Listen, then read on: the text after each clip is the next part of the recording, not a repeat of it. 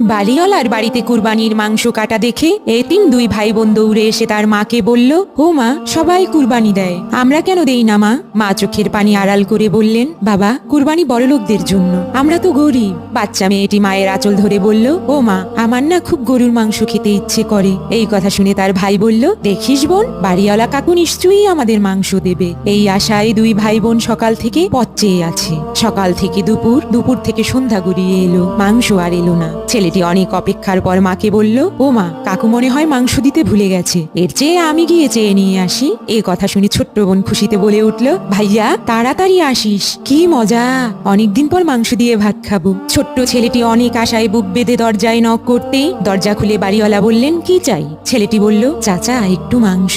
বাড়িওয়ালা বলল, আরে, মাংস তো অনেক আগেই দেয়া শেষ, বলেই দরজাটা বন্ধ করে দিলেন। ছেলেটি অসহায়ের মতো বাহিরে দাঁড়িয়ে ভাবছে বাড়ি গিয়ে ছোট বোনকে কি বলে সান্ত্বনা দেবে।